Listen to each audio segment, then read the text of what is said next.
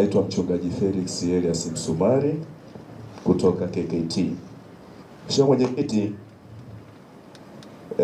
katika mijadala mingi iliyoendelea kabla na baada ya uchaguzi kulikuwa na makundi makuu kwa muono wangu mawili.